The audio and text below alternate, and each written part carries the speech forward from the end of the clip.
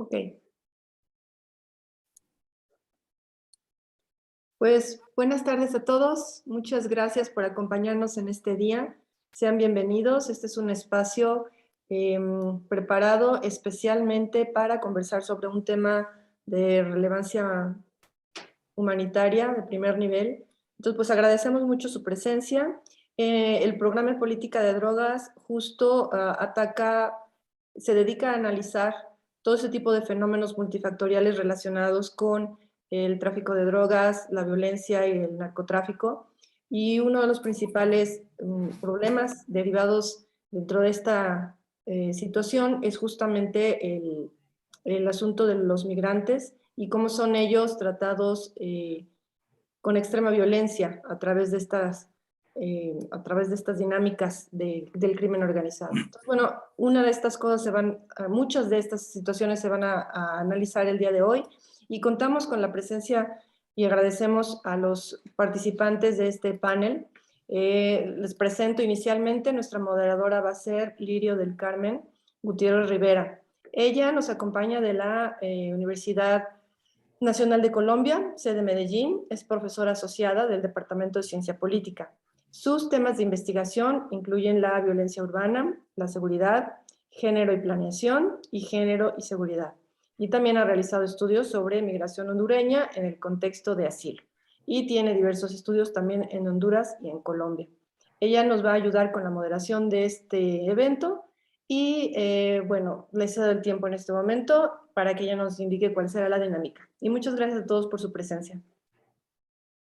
Muchas gracias, buenas tardes a todas y a todos. Y gracias a Sonia por invitarme a este evento que es muy importante. Como mencionó Marcela, yo voy a ser la moderadora y más adelante voy a presentar a los comentadores, panelistas. Lo que vamos a hacer es, van a recibir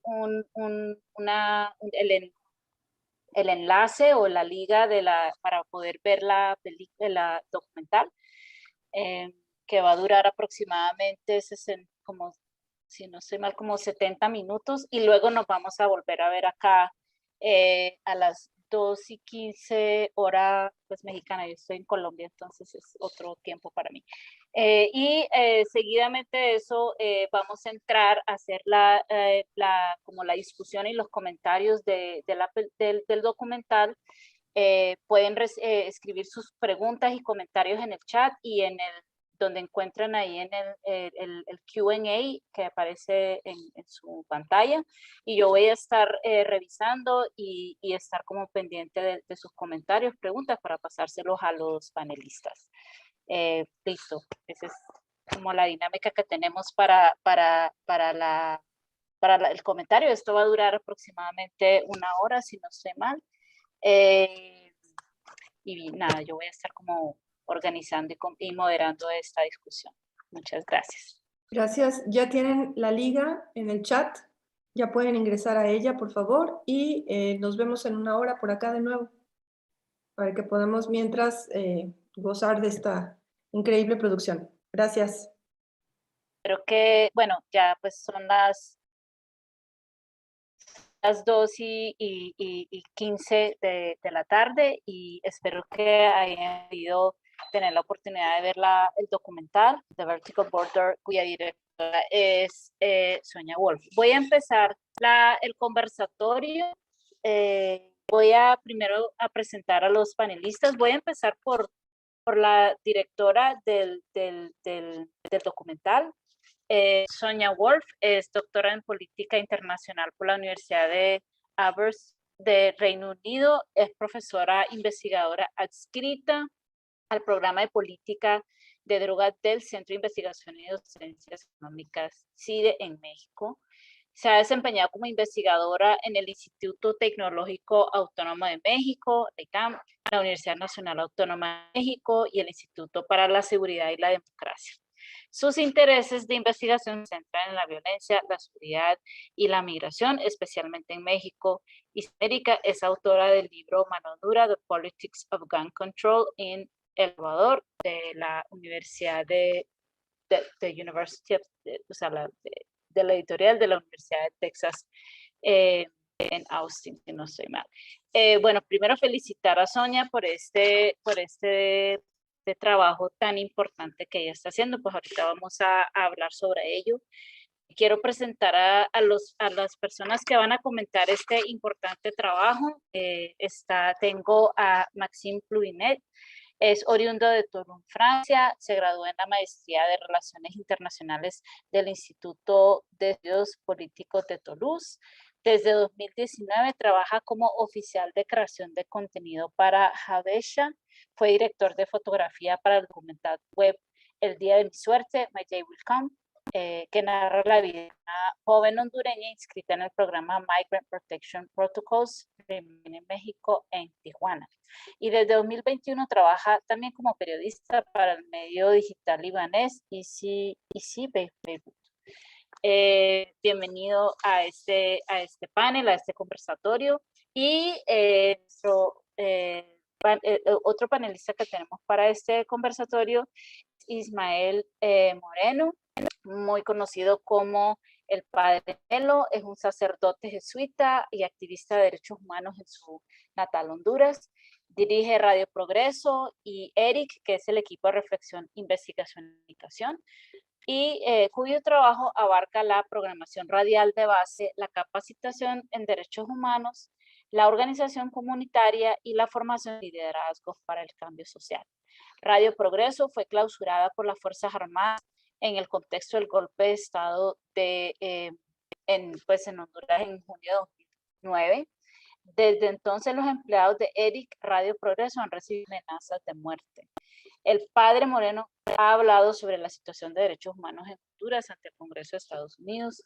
Bueno, esta es la información de nuestros panelistas. De nuevo, pues, darles la bienvenida a este importante conversatorio que vamos a tener del documental de Sonia Wolf. La dinámica pues, va a ser la siguiente. Voy a pues, ya presentar a los panelistas. La idea es que cada uno tenga unos 5 minutos para ofrecer comentarios. Esa va a ser como una primera ronda. Yo voy a ir revisando el chat y la casilla de preguntas que está en que permite esta plataforma. Y voy a ir como viendo estas preguntas y dárselas a la directora, también a los panelistas. Entonces, luego se va a hacer una segunda ronda, en caso de no recibir preguntas, hacemos otros comentarios y luego pues yo voy así como revisando de nuevo el chat y las preguntas que tengan, comentarios también. Pues tenemos como pensado 1 hora, entonces voy a empezar con el Padre Melo. Pues ya pues lo estamos escuchando para que pueda dar sus comentarios y luego pasamos a Maxime Pluinet. Adelante. Hola, muchas gracias por convocarnos alrededor de una temática altamente sensible y que afecta a muchas de nuestras sociedades. Prácticamente somos una frontera vertical, pues, que va desde Colombia, Centroamérica, México, Estados Unidos. Somos una amplia frontera vertical que sin duda alguna está cruzada por el dolor.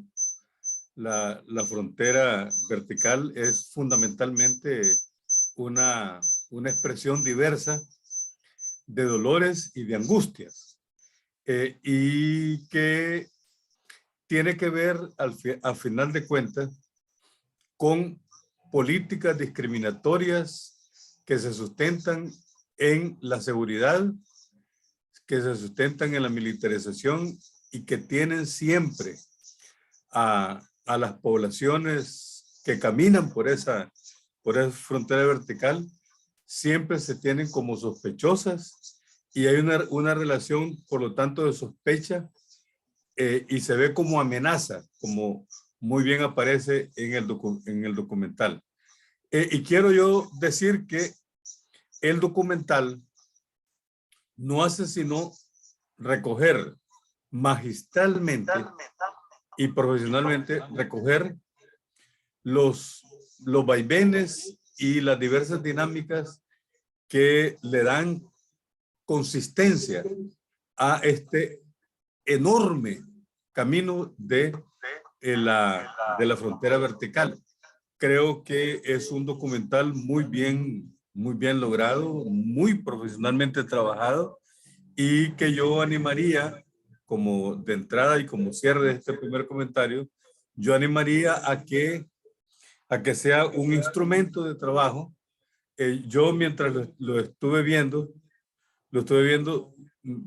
porque por cierto fue hasta ahora que lo pude ver, solo me imaginaba el compromiso que nos queda a nosotros de divulgar este instrumento, porque creo yo que vale para la academia, vale para centros de investigación, vale para organismos defensores de migrantes y de derechos humanos, vale para gobiernos, vale para diversos sectores de la sociedad civil. Entonces yo me quedo con la altísima responsabilidad de promover este documental por lo valioso que es, no solamente por sí mismo, sino porque recoge esta vertiente dramática y de dolor de la frontera vertical.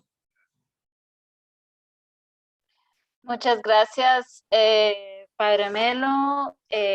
Bueno, voy a pasar a darle la palabra primero a la directora Sonia Wolf, y luego pasamos a Maxim. Hasta ahora pues no hay preguntas. Recuerden que puede ir haciendo sus preguntas en el chat o en la casilla de preguntas. Adelante, Sonia. Gracias, Lirio. Bueno, antes que nada, gracias a quienes se conectaron, también a los demás panelistas y por supuesto para recordar que este documental fue un trabajo colectivo, ¿no? Entonces, nunca lo hace una sola persona. Entonces, pues también Maxim, realmente quien ha viajado a Centroamérica y ha hecho este recorrido con otros compañeros para realmente obtener las imágenes, quien ha conversado con las personas para hacer posible este documental, ¿no? Entonces, esto es una colaboración realmente entre el programa de política de drogas de CIDE y Habesha, donde labora Maxim, y quizás esto ya nos permite retomar un poco quizás pues algunos de los comentarios que llegaban por el chat y también lo que decía el padre Melo, ¿no?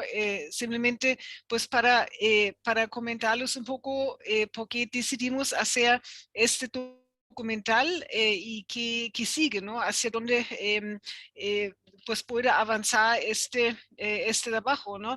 Y quizás pueda parecer un poco curioso que desde un espacio académico se haga un trabajo como este, ¿no? Porque realmente pues publicamos investigaciones, no nos dedicamos a la producción de películas, ¿no?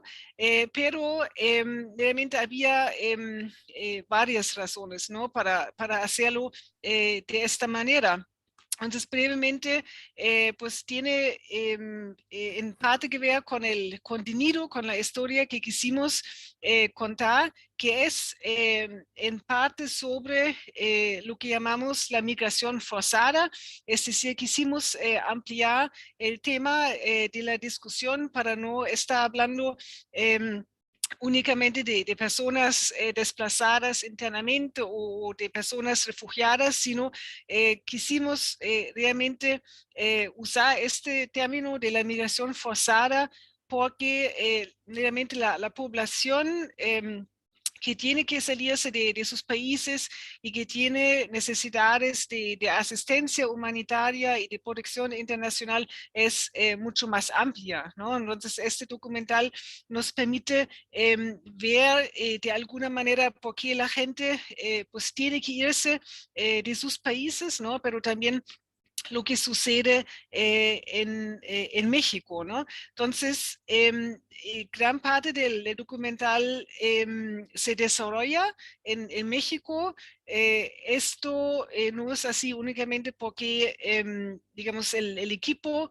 que trabajamos en el documental estamos en México, sino porque México es un país de tránsito para estos migrantes, ¿no? Y muchos de ellos quieren llegar a Estados Unidos, ¿no? Entonces hay que entender por qué, digamos, por qué la gente toma esta ruta y qué sucede, ¿no? A lo largo de esta frontera vertical, ¿no? Entonces, justo esta idea, ¿no? De esta frontera no horizontal, ¿no? Limitada a las fronteras entre los países, sino digamos, ese conjunto de estrategias de disuasión que se da a lo largo del paso por México, pues se conforma no solamente por este aparato de control migratorio, ¿no? Que sí existe, sino de alguna manera la violencia asociada a la guerra contra las drogas también constituye barreras para los migrantes, ¿no?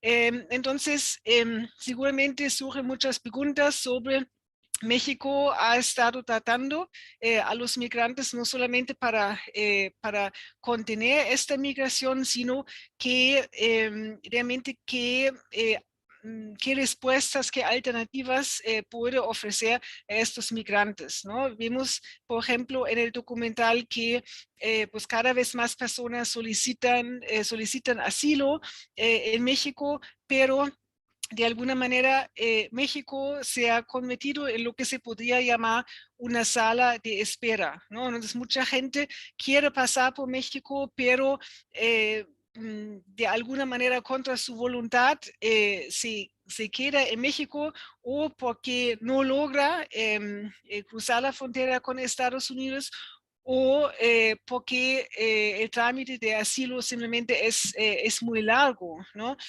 Entonces, el sistema de asilo de México pues no es muy robusto, entonces mucha gente vive también en situaciones precarias esperando la resolución de su solicitud de asilo, ¿no? Y también nos podríamos preguntar pues qué puede suceder en un futuro porque el gobierno federal de México ha propuesto que la COMA, que procesa las solicitudes de asilo, pase al Instituto Nacional de Migración, es decir, el instituto que en esos momentos pues está buscando de contener esta migración, ¿no? Entonces, eso ya nos hace ver que en un futuro puede haber un mayor conflicto, ¿no? Entre, digamos, el mandato que tienen estas instituciones, ¿no? Pero esto pues es una parte de la historia y la otra pues tiene que ver con Estados Unidos, que es realmente el país que está detrás de esta frontera vertical, es decir, el por qué ¿no? Toda esta estructura de disuasión se ha extendido por México y también se está extendiendo por Centroamérica, pues tiene que ver con las prioridades que tiene Estados Unidos, ¿no? Entonces, voy a finalizar mis primeros comentarios en este sentido y ojalá más adelante podamos volver a lo que mencionaba el padre Milo, ¿no? Justo cuál es la responsabilidad, qué es lo que toca ahora que el documental existe, ¿no? Cómo lo podemos usar para aportar más al debate sobre la migración y las políticas migratorias. Gracias. Muchas gracias, Sonia. Ya están empezando las preguntas, pero le voy a dar la palabra a Maxine para escuchar sus comentarios y luego yo voy a leer unas preguntas que ya están empezando a llegar.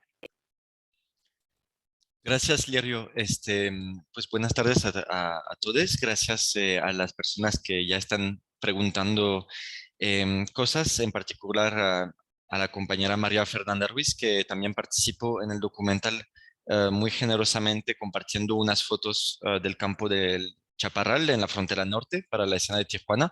Voy a ser muy breve. En cuanto a las preguntas más técnicas sobre el proceso de realización del documental, con mucho gusto podré contestar. Un par de comentarios nada más, aprovechando el hecho de que hay una persona espectadora anónima que compartió su pregunta sobre por qué no se incluyó a Guatemala, que en este aspecto ya puedo aportar unos elementos que tienen que ver justamente con el proceso, ¿no? Del documental. En una hora, pues es muy difícil abordar todo, ¿no? Sobre todo desde la perspectiva del hecho de que el tema principal del documental es la frontera vertical y todavía tomamos más o menos 20 minutos al inicio para dar mucho contexto, ¿no? Sobre las causas raíces de esta migración forzada, lo que toma el primer tercio del documental más o menos en la parte de El Salvador y Honduras, por lo cual ya era muy largo, ¿no? Para crear un contexto, para contextualizar el tema. ¿Y por qué no Guatemala? ¿No? Porque al final en Guatemala también, recordando de que hubo un conflicto, una guerra civil en Guatemala que duró mucho más tiempo que la guerra civil salvadoreña, por ejemplo, que en términos de víctimas fue más violenta, si por así decirlo, con más de 200,000 muertos en esta guerra civil guatemalteca, mayormente de poblaciones mayas. Entonces, ¿por qué no elegir este contexto, no? Es que el ejemplo de El Salvador, en este caso, nos permitía vincularlo a otros temas, ¿no? Como por ejemplo el surgimiento de las maras y de las pandillas como uno de los factores del contexto contemporáneo de la migración forzada y permitía muy bien como explicar de cómo estas poblaciones que huyeron de la guerra civil salvadoreña y se trasladaron al sur de California, en este contexto donde surgen las maras en el sur de California y luego son deportadas a El Salvador, nos parecía como un buen contexto, ¿no? Para plantear, más que Guatemala, que tiene otros factores, otras razones, ¿no? Y también aprovechar de la presencia del padre Melo para mencionar unas cosas sobre la grabación en el documental. Seguramente han visto que en la parte inicial, cuando estamos en Centroamérica, no se ven mucho a los barrios con presencia de pandilla, ¿no? Fuera de unos grafitis no se adivina esa presencia de las maras. Pues por así decirlo, que es muy difícil grabar eso realmente. Creo que lo hemos integrado en el documental. Pueden ver unos segundos del documental La Vida Loca, realizado por Cristian Poveda en 2008, publicado en 2009, que es hasta ahora una referencia sobre el tema, ¿no? Pero el proyecto, el producto que pudo producir Cristian Poveda en su momento, bueno, y que terminó costándole la vida, hay que recordarlo, este talento que tuvo para adentrarse en la intimidad de las maras fue un proyecto que tomó muchísimo tiempo antes de grabar, ¿no? Tuvo que pasar mucho tiempo en el lugar, hablar mucho con los sujetos que iba a grabar y fue una experiencia bastante única, porque hay que decirlo que primero en nuestro contexto en Centroamérica quedamos muy pocos días en cada lugar por el hecho de que teníamos muchas entrevistas ya agendadas en toda la ruta, ¿no? De la frontera vertical que vieron en el documental. Y entonces eso no nos dio tiempo para poder eventualmente hablar con un fixer, una persona local, un contacto local para esperar a adentrarnos en algunos barrios con presencia de pandillas. Y la otra razón es que realmente a lo largo de los años se volvió cada vez más complicado y difícil, incluso para los periodistas, de acercarse y poder adentrarse en estos barrios de las maras, ¿no? Y ha sido casi virtualmente imposible de poder adentrarse en estos lugares, ¿no? Entonces, nada más para evocar esos dos temas, ¿no? De la dificultad de grabar unas cosas que eventualmente se podrá abordar en el conversatorio. Y sobre la pregunta de por qué no incluir a Guatemala, pues es que por eso, ¿no? Que ya había muchos temas que tratar y de hecho en la entrevista del Padre Mero se abordan a muchos temas, ¿no? El extractivismo, Berta Cáceres, a las pandillas, al Juan Orlandismo, muchísimos temas que cada uno de ellos merecerían casi un documental entero, ¿no? Para tratar.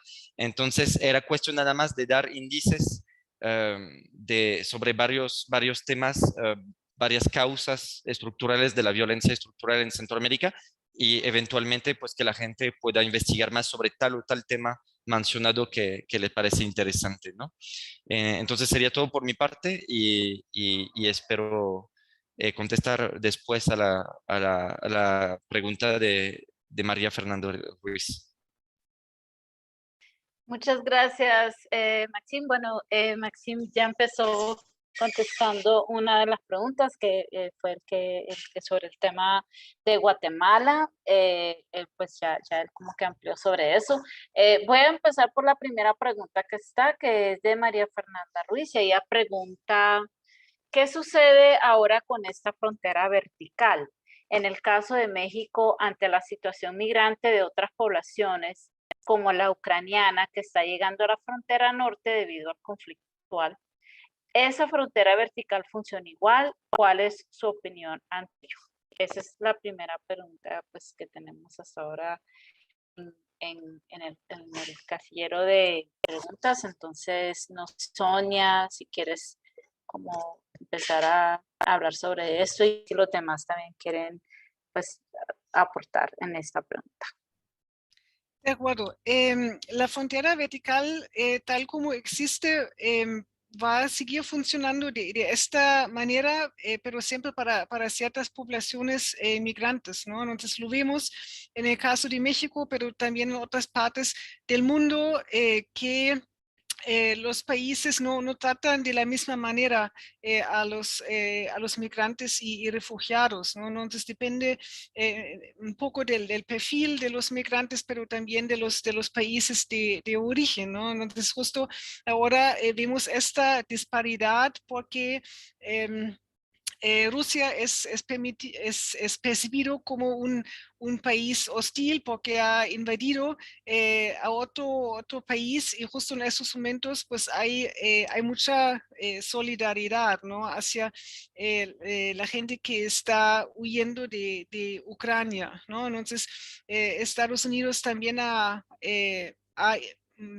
indicado que tiene esa apertura, ¿no? Que la gente sí puede entrar, quienes provienen de Ucrania y están buscando refugio, ¿no? Pero sí, digamos, vemos esa disparidad y esto no es nuevo, ¿no? Pero los intereses políticos siempre son un factor en cómo los países responden hacia los migrantes y refugiados, ¿no? Entonces, en el caso de las personas centroamericanas, cuando se dieron las guerras civiles y si vimos un poco pues otro país que es Nicaragua, que no estamos abordando en el documental, ¿no? Pero ya en la década de los 80 esa fue justo la situación, justo por, digamos, la percepción que Estados Unidos tenía de Nicaragua, del régimen ahí y también de los gobiernos en el llamado Triángulo Norte de Centroamérica, ¿no? Entonces ya en ese momento, para las personas que estaban huyendo de la violencia política pues en Honduras, El Salvador y Guatemala, era muy difícil obtener refugio o asilo en Estados Unidos, y esto también fue de alguna manera digamos, un factor que influyó también en el hecho de que pues, algunos jóvenes se unieran a pandillas, ¿no? en Estados Unidos, ¿no? Pero lamentablemente ese es, digamos, como dije, es el impacto de intereses políticos que vimos en esas respuestas, ¿no? Entonces, Resumiendo un poco la situación, no, la frontera vertical no funciona de la misma manera para todos los migrantes, ¿no? Simplemente es, digamos, un conjunto de estrategias de disuasión que usan los estados para mantener alejados a los migrantes que no son bienvenidos, lamentablemente. Sí, si puedo agregar algo a lo que mencionó Sonja, justamente cómo se traduce esta limitación, esta aplicación distinta de la frontera vertical según la población y la origen, ahí lo vemos muy bien, porque la razón principal por la cual estas personas ucranianas que por alguna razón llegaron a México y se encuentran varadas en la frontera norte y no pueden cruzar, es más una anomalía administrativa, ¿no? Porque se enfrentan al título 42 que se menciona en el documental, que es este texto del 1944 que reimplementó el gobierno de Donald Trump y que sigue vigente al día de hoy, que por motivo de la pandemia se bloqueó el acceso, el cruce fronterizo por vía terrestre a todas las personas que no eran ciudadanas o con residencia o con un motivo imperioso, ¿no? Y esto básicamente bloqueó el acceso al sistema de asilo para muchas personas, pero ¿por qué las ucranianas justamente, aunque se enfrentan a este tipo quizá de limitaciones, en el caso de Tijuana, ¿por qué es menos complejo que una persona centroamericana? Porque realmente estas personas ucranianas se enfrentan al título 42. Una persona centroamericana se va a enfrentar al título 42, al programa de MPP que fue reimplementado y a otras medidas más restrictivas, ¿no? Según la nacionalidad. Lo cual realmente, justamente este tipo de situación que se mediatizó mucho estos últimos días de estas personas ucranianas bloqueadas en Tijuana, fue un poco mediatizado, ¿no? Porque por el contexto actual de Ucrania y el discurso oficial a nivel internacional de Estados Unidos que quiere abrir sus fronteras para las personas ucranianas, pues había como disonancia, ¿no? Pero, pero justamente esta mediatización fue un poco fuerte en su momento hace una semana porque era una anomalía un poco exótica en frente de la situación geopolítica a nivel global, ¿no? Realmente esta situación se enfrentan las personas centroamericanas todos los días desde hace varios años que el programa de MPP los bloquea y los fuerza a quedarse varados ahí en la frontera. Muchas gracias por esa ampliación de esta pregunta. Hay otra, es comentario, pregunta. La voy a decir en este momento, a menos de que el padre Melo tenga un comentario con respecto a lo primero, en caso que no. Voy a leer este comentario, es de Ailsa Winton. Ella, pues, lo voy a leer textual.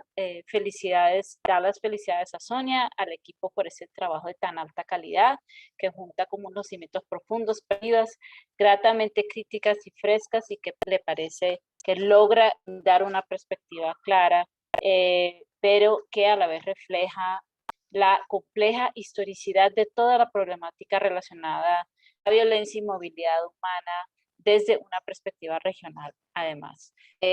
Para mí deja muy claro que la frontera vertical se acompaña paralelamente por una red de alianza y solidaridad que opera también a lo largo de la región.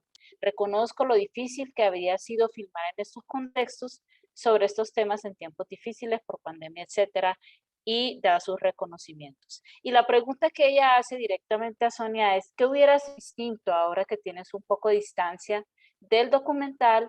Y relacionado a esto, de hecho son dos preguntas que hace ella, es ¿qué podría ser una continuación de este? Entonces, Sonia, tienes la palabra.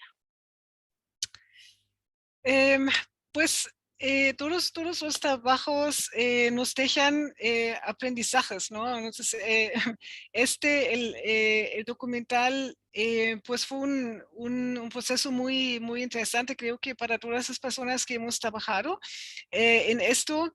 La primera pregunta que se podría hacer de otra manera, pues seguramente, pues sería importante tener más tiempo, más recursos, ¿no? Para un trabajo de este tipo.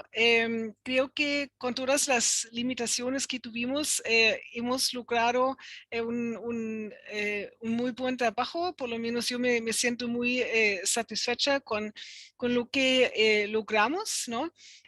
Aunque eso es, bueno, es una primera parte, ¿no? Y como dijo el padre Melo, lo que sigue es justo la difusión, ¿no? Entonces, en ese sentido, el trabajo para mí no está completo y ciertamente no siento en este momento que ya tengo cierta distancia para nada, ¿no? Porque realmente estamos finalizando este proceso, estamos pues promoviendo este documental, ¿no? Pero es realmente a finales de este mes cuando queremos lanzar públicamente el documental, ¿no? Entonces, realmente, digamos, nuestro trabajo todavía no ha finalizado y para mí, pues, todavía es, pues, es una experiencia todavía muy fresca, muy reciente, ¿no? Entonces, pero, digamos, pensando un poco digamos, en lo que ese trabajo nos dejó y lo que se podría hacer en un futuro, como Maxim ya lo comentó, digamos, ese trabajo se hizo en poco tiempo, ¿no? Entonces, ciertamente con más tiempo, con más recursos, pudiéramos, digamos, visitar quizás otros lugares. También el equipo se pudo haber detenido durante más tiempo en algunos de los lugares para filmar un poco más, ¿no? Esto seguramente habría sido deseable, ¿no? Y es una de las lecciones para el futuro, ¿no? Pero así sucede a veces, ¿no? No siempre tenemos todo lo que deseamos, ¿no? Hay que trabajar con lo que hay. Y digamos, pensando un poco en futuros trabajos, pues ahí hay muchas opciones, ¿no? Entonces es un poco difícil qué es lo que debería seguir, pero yo creo que quizás algo comparado podría ser interesante, ¿no? Ahora que nos enfocamos en la situación en Centroamérica, en México, pero sabemos que la migración forzada es un tema global, ¿no? Entonces, seguramente se podría profundizar más lo que sucede en otras partes de la región, no viajando hacia el norte, sino hacia el sur, ¿no? Incluso llegando a Sudamérica o incluso estudiando un poco el Caribe, ¿no? Entonces ahí ya hay muchas opciones en la misma región, pero pues la situación que enfrentan los migrantes en Europa también podría ser interesante, ¿no? Entonces, creo que perfectamente se podría hacer también una comparación entre, digamos, quizás no tanto los motivos de salida de los migrantes, sino las respuestas, ¿no? Porque eso sí es lo interesante, cómo estas políticas restrictivas se están replicando alrededor del mundo. Gracias, Sonia.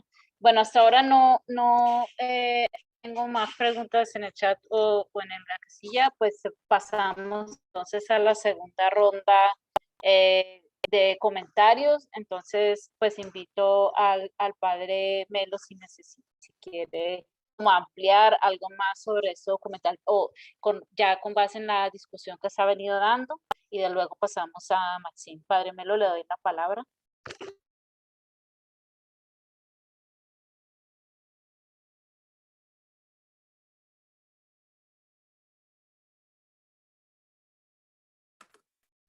El documental abre nuevos desafíos, abren nuevos compromisos y abren nuevos debates.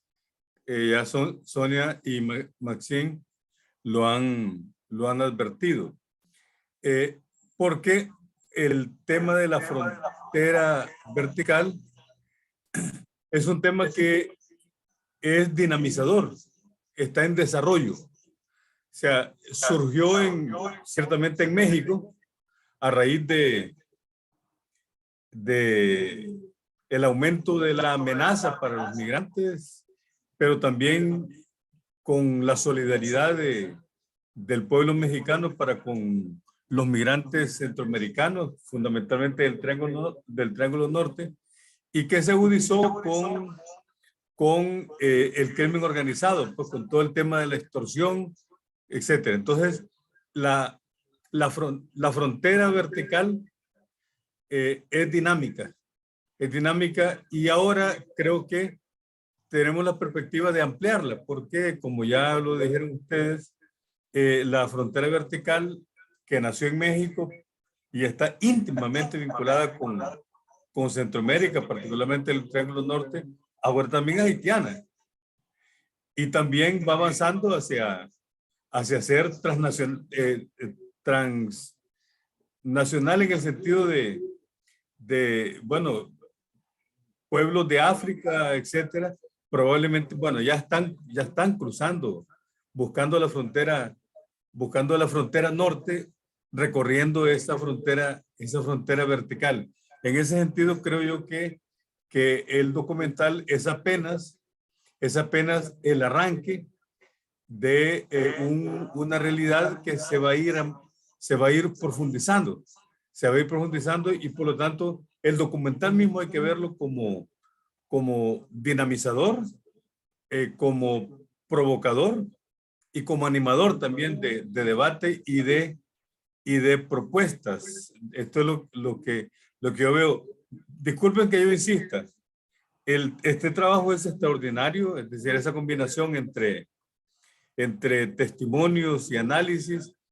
Yo pocas veces lo he visto también logrado como ahora, pues, porque lograr sintetizar una cantidad de pláticas que tuvieron con algunos de nosotros, que haría imposible el documental. A mí me parece que es un enorme acierto, profesional. Yo lo que pienso es que habría que ver, insisto, pues, habría que ver cómo se sigue enriqueciendo la temática, la frontera vertical, por lo permanente que seguirá siendo penosamente.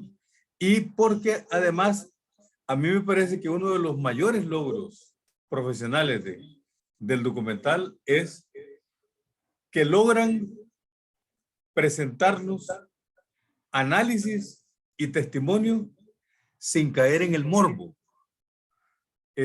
Hay cantidad de documentales, ustedes bien saben, pero hay cantidad de documentales que o acentúan una cosa o acentúan la otra, pero que muchas veces sale perdiendo la humanidad en función del morbo, de presentar la lágrima, la angustia, el dolor.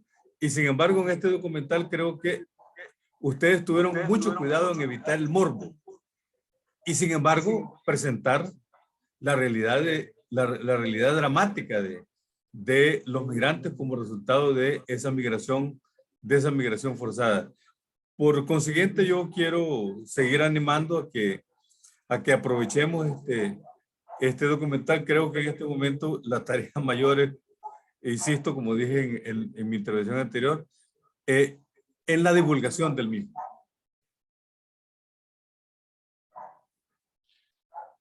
Muchas gracias, Maxim. Adelante. Yo le doy seguimiento a los comentarios del padre Melo, porque justamente a este llamado de divulgación y de proseguir, ¿no?, en la difusión, en dar a conocer a este documental, pues como todo documental tiene su interés quizá puntual, ¿no? Pero esta investigación es algo que se tiene que proseguir, porque efectivamente, pues el documental se ha grabado en el mes de septiembre. Yo recuerdo que cuando tuvimos esta charla con el padre Mero, esta entrevista, justamente éramos todavía en la época de Juan Orlando Hernández, y bien sabemos que el contexto ha evolucionado hacia pues algo muy nuevo, ¿no? Pasaron muchísimas cosas en Honduras esos últimos meses, desde las elecciones presidenciales hasta el llamado a la extradición del exmandatario, hasta incluso la decisión de hace unas semanas, yo creo que de la nueva presidenta, nueva mandataria de Honduras, de no proceder con las minas. Eh, que según el tema del extractivismo justamente era uno de los temas bien mencionado por el padre Mero en la plática, ¿no? Y justamente ver si hay necesidad de seguir documentando esta frontera vertical o por lo menos documentar sus mejoras o la reacción de la sociedad civil, porque en el caso nada más de Honduras, surgió pues mucha esperanza, ¿no? de este resultado inesperado de la elección del fin del año pasado, y se podría esperar a un cambio, ¿no? A un cambio concreto en las causas raíces que llevan tanta gente a migrar forzosamente hacia el norte. Y quizá un índice de ver cómo la frontera vertical se podría quizá parar en su evolución, en su contaminación cada vez más hacia el sur, ¿no? Que hasta ahora, hasta el momento en que se grabó el documental, era la estrategia en movimiento, ¿no? De que la frontera vertical de alguna manera empezaba a bajar, a bajar, a bajar. El último hito, ¿no? Quizá que era testigo de este fenómeno, pues era de qué manera los antimotines y la policía guatemalteca bloquearon a la caravana que se fue de San Pedro Sula en enero de 2021. Quizá eran las imágenes más fuertes, ¿no? Que ilustran de manera más explícita esta frontera vertical. Pero ahorita con estos cambios políticos en Centroamérica, pues habría quizá que ver en cómo evoluciona, ¿no? También para retomar un poco un comentario de Sonja, claro que sí, pues en lo personal me gustaría mucho seguir explorando lo que significa esta frontera vertical en otras regiones, ¿no? Del mundo, porque no solo va bajando en el contexto latinoamericano, hasta qué punto, por ejemplo, la ruta del Darién se puede considerar como consecuencia de la frontera vertical, pero también a nivel mundial, este documental hubiera podido ser hecho en Europa, en Turquía, en Libia, a documentar cómo las mismas estrategias en un contexto diferente se están implementando, cómo Europa, como la Unión Europea está implementando estrategias legales de cooperación internacional militares para bloquear esta migración subsahariana o esta migración de Próximo Oriente.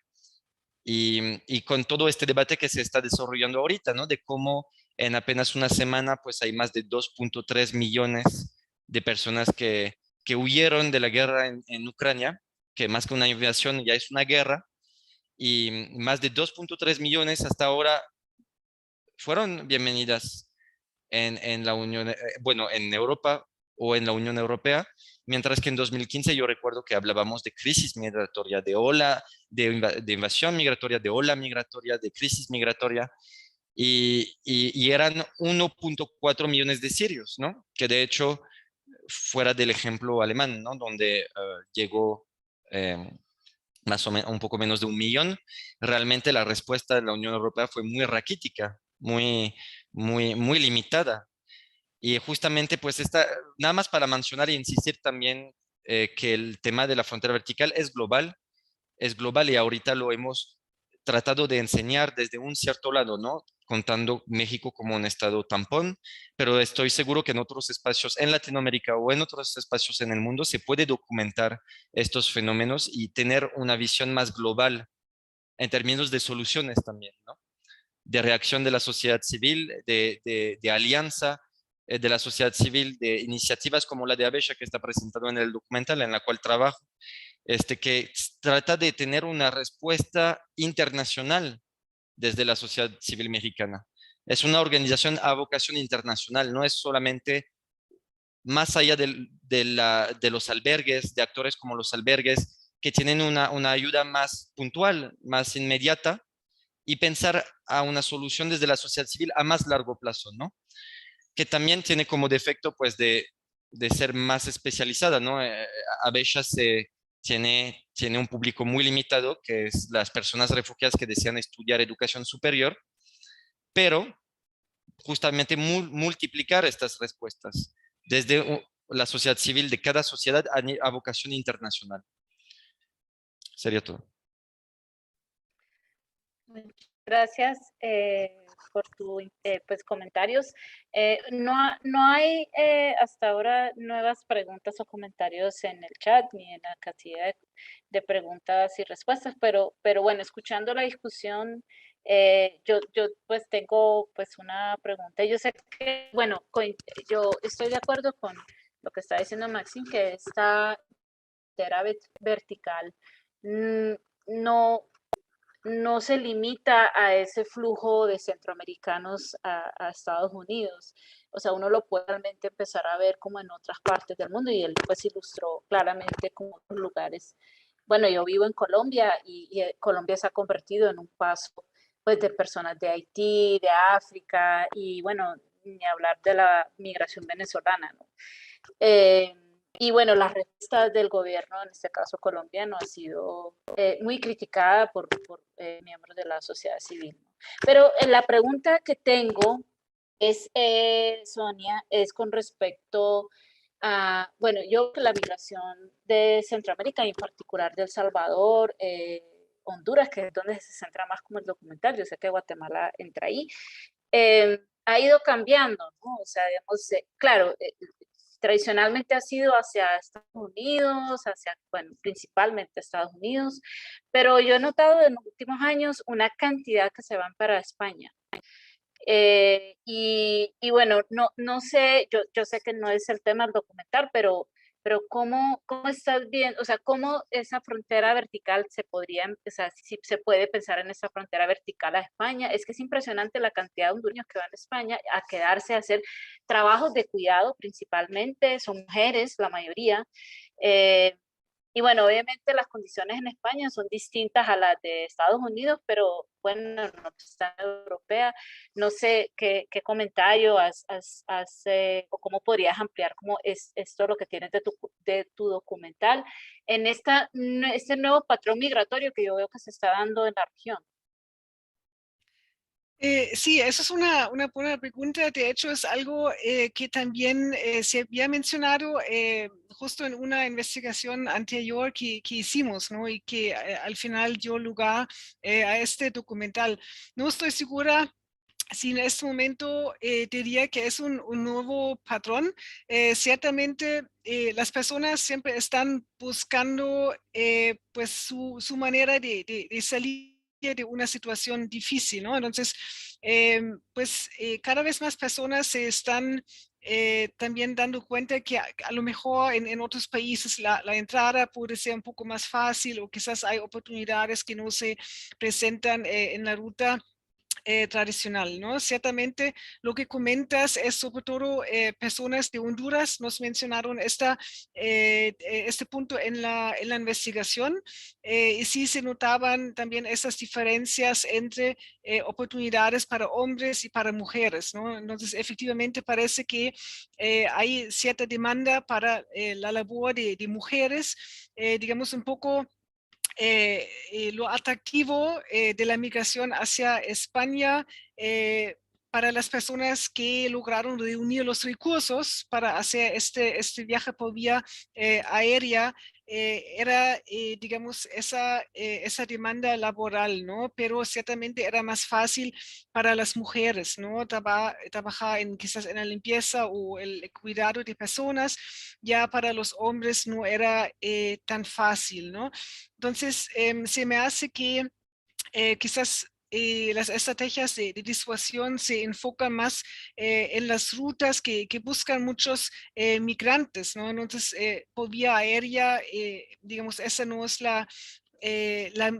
digamos, la ruta o el paso de muchos migrantes, ¿no? Es cuestión de recursos y generalmente, digamos, los migrantes forzados no tienen ese privilegio, ¿no? de viajar por avión. Entonces considero que digamos, esa disuasión no se enfoca en la vía aérea, sino digamos, en ese flujo migratorio que se da por vía terrestre o quizás como vimos en el continente europeo, digamos, por toda la gente que llega o busca llegar por el mar, ¿no? Entonces, creo que sí tiene que ver con, digamos, también con los números, ¿no? Por donde mucha gente busca entrar en los países, ¿no? Pero se me hace importante en ese sentido también ver no solamente, digamos, cómo la gente a lo mejor está cambiando sus rutas, ¿no?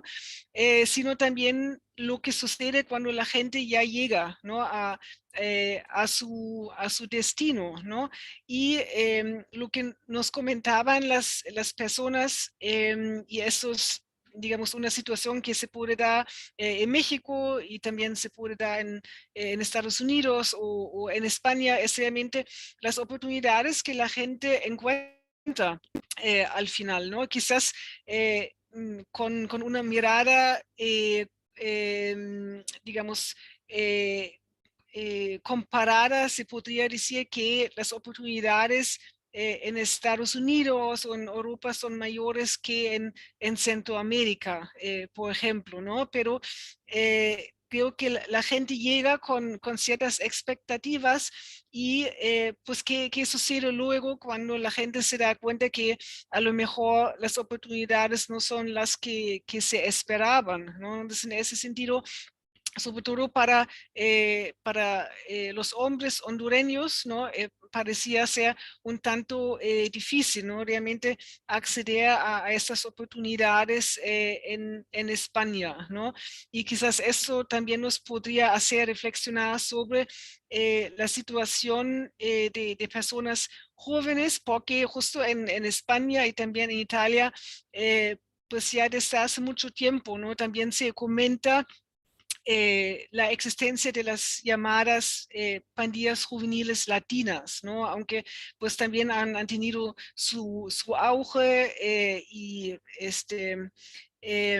y en otros momentos pues no han llamado tanto la atención, ¿no? Pero creo que una pregunta pertinente podría ser pues qué sucede con los migrantes ya estando en su destino, ¿no? Lo que sucedía en Estados Unidos en algún momento, ¿no? Donde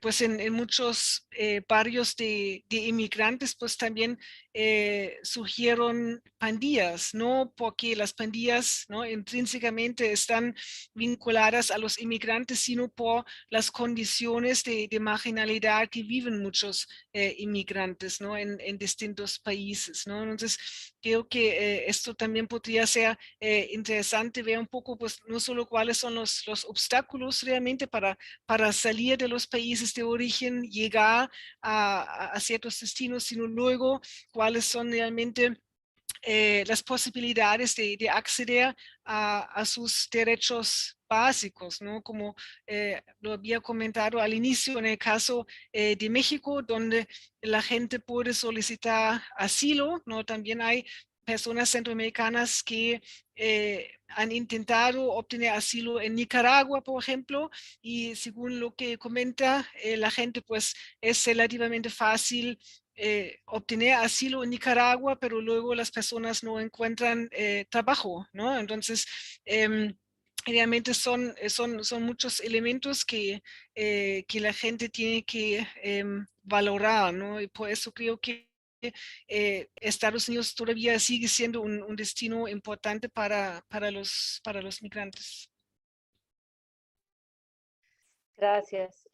No, de acuerdo, sí, Estados Unidos igual hay una, o sea, la migración centroamericana hacia Estados Unidos es vieja, o sea, lleva más de 100 años prácticamente, ¿no? Entonces, de acuerdo contigo. No sé, no hay más preguntas en el chat y en el Q&A de la casillero, pero no sé si los panelistas tienen algo más que agregar. Estamos pues a 5 minutos de terminar este conversatorio, pero tenemos todavía un tiempito. No sé si el padre Melo o Maxim tienen algo que agregar o alguna otra pregunta o comentario, y pues por supuesto se podría tomar una pregunta del público que está pues escuchando, viendo este conversatorio. Por mi parte, nada, voy a dejar la palabra al padre Melo. Nada más especificar que pronto el documental será disponible de forma gratuita y pública en un micrositio y también a través de YouTube, ¿no? A fin de mes, seguramente a partir del 26, 27 de marzo. Bueno, muchas gracias por ese dato. Padre Melo, adelante, lo escuchamos.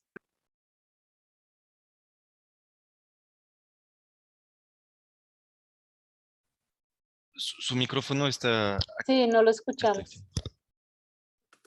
Ahora Disculpen. sí. Claro.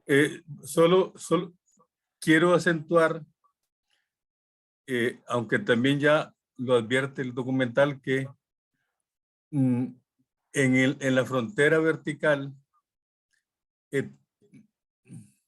puesto que está conformada por víctimas de un fenómeno migratorio forzado, por lo tanto es un problema de carácter estructural. Pienso que toda respuesta al fenómeno migratorio desde la perspectiva de la frontera vertical ha de partir desde dentro de nuestros países y desde la escucha de las poblaciones víctimas. Yo quería acentuar esto y esto supone una posición que tiene que ser en contra de las políticas de militarización, de las políticas discriminatorias y de las políticas que ven a las víctimas, a las poblaciones víctimas, las ven como amenaza y como peligro. Creo que acentuar esto hoy, como se hace en el documental y en el futuro con los siguientes trabajos, a mí me parece que es un asunto ético y es un asunto de humanidad. Muchas gracias, padre Melo. Sonia, no sé, unas últimas palabras, si las tienes, comentarios de la directora. Gracias. Bueno, nada más para aprovechar los últimos 2 minutos, quizás para retomar un comentario del padre Melo, ¿no? Sobre la divulgación. Entonces, por supuesto que nos alegra si a las personas que ven el documental les gusta la película, ¿no? Pero realmente no es eso lo que nos queremos llevar, ¿no? Y realmente la intención que tenemos con ese documental es no solamente brindar una herramienta de educación, ¿no? Para que la gente pueda desarrollar otra visión sobre la migración, sino la pregunta también es, pues, ¿qué sigue, ¿no? ¿Qué se puede hacer con este documental? Entonces, el objetivo no es que las personas simplemente consuman esta película como cualquier otra, ¿no? Como una pieza de entretenimiento, sino lo importante es que las personas se apropien de este documental, lo usen, ¿no?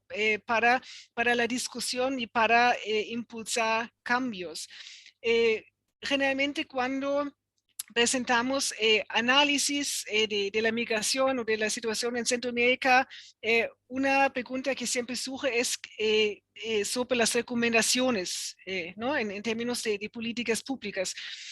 No nos quisimos enfocar en recomendaciones específicas porque nos parece que ya existen muchos estudios, mucha evidencia, ¿no? Pero el problema que se da es un problema de implementación, porque muchas veces las prioridades políticas son otras. Las prioridades no son las transformaciones estructurales que mencionaba el padre Melo, ¿no? Entonces nos parece que realmente para llegar al fondo hay que hablar de la necesidad de las transformaciones estructurales y si bien puede parecer difícil lograr estos cambios profundos, si no iniciamos una conversación al respecto, estos cambios nunca se van a dar, ¿no? Entonces, realmente lo que buscamos con este documental es que la gente lo vea también en escuelas, en universidades, y que las personas pues discutan esta película y vean cómo se pueden involucrar en estos cambios, ¿no? El documental ha mostrado un ejemplo que es Habesha, que es una iniciativa muy particular y que muestra cómo ha habido pues, ciudadanos mexicanos que no esperaron cambios por parte del gobierno, sino que se lanzaron a emprender algo que no existía en México anteriormente, ¿no? Entonces, realmente, digamos, la invitación que queremos dejar es que la gente, después de ver el documental, también piense pues cómo se puede involucrar en cambios, ¿no? Sea a través de acciones concretas o quizás pues ejerciendo presión sobre el gobierno o quizás impulsando otros cambios en sus comunidades, ¿no? Pero realmente lo que buscamos es que después del documental pues haya algo más, ¿no? Que ese documental pues no se quede en alguna plataforma, sino que realmente sea el inicio, digamos, de un proceso más largo de cambios. Listo, no, pues muchas gracias, Sonia. De nuevo, felicidades por este trabajo a ti y a tu equipo, por todo lo que han hecho en este documental que pues es inclusivo, pero además invita a una reflexión muy profunda con respecto a un tema que yo pienso que si bien pues está ahí, pienso que de alguna manera ha sido marginalizado, ¿no? En ciertas políticas públicas e incluso en algunos medios se lo mediatizan de una manera como muy sensacionalista, ¿no? Y realmente este tipo de migración que no va a parar, va a continuar creo que es muy importante entender como eso, las raíces, esos factores que lleva a la gente a tomar esa decisión, que no es una decisión fácil, además, como el irse de su lugar de origen o irse simplemente a un lugar.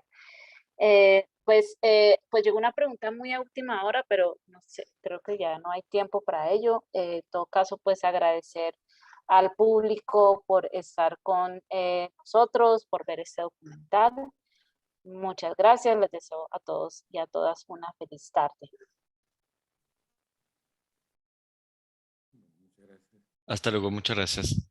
Hasta luego, Hasta hasta luego. luego. Muchísimas gracias. Un gran gusto. Gracias.